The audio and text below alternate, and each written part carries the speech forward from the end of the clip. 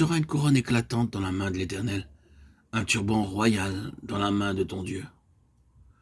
On ne te nommera plus délaissé, on ne nommera plus ta terre désolation, mais on t'appellera mon plaisir en elle, et l'on appellera ta terre épouse.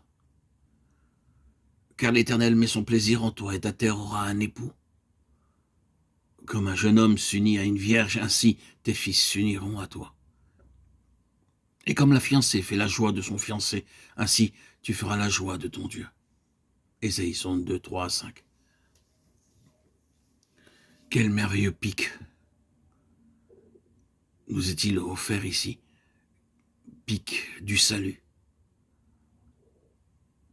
Par notre condition de péché, nous avons été une cause de blâme et de honte. Cependant, Dieu dit, tu seras une couronne de gloire entre les mains du Seigneur.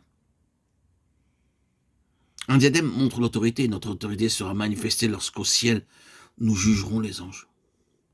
Notre Seigneur désire que nous soyons comme une fiancée et un fiancé.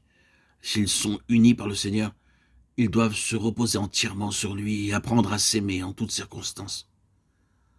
Alors qu'ils agiront ainsi, ils acquerront une ressemblance mutuelle. Dieu dit, je ferai de vous une couronne de gloire entre mes mains. Il désire que nous soyons sa couronne pour satisfaire à son plan céleste. Le diadème royal est une couronne de beauté. Ici, la pensée est que la gloire et la beauté de Jésus, qui n'ont pas été vues par les anges, seront contemplées en ce jour-là. Nous sommes pleinement préparés par le Seigneur Jésus en vue de cette gloire. De plus, nous sommes aussi considérés comme le sceau du Seigneur Jésus, âgé de 23. Tout comme le roi porte une couronne pour montrer sa grandeur et celle de son royaume, de même les princes aussi ont des anneaux aux doigts, leur servant de sceau. L'autorité de Dieu sera finalement révélée à ceux qui sont sauvés par lui, et non par les anges. Nous deviendrons sa couronne, son diadème et son sceau, une couronne pour montrer sa gloire, un diadème pour sa beauté, et un sceau pour son autorité. Dans toute leur détresse, il a été en détresse, et l'ange de sa face les a sauvés dans son amour.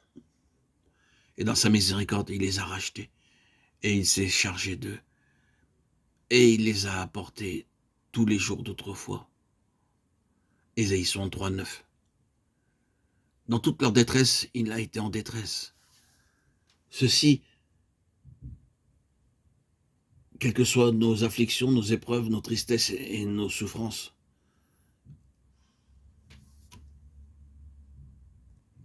attestent que notre Seigneur souffre avec nous. En tant que croyants, si nous souffrons avec lui, nous régnerons avec lui. Il partage et porte aussi nos fardeaux. C'est pourquoi il dit, vous portez mon joug sur vous. Comme dans Matthieu 11, 29, prenez mon joug sur vous et recevez mes instructions.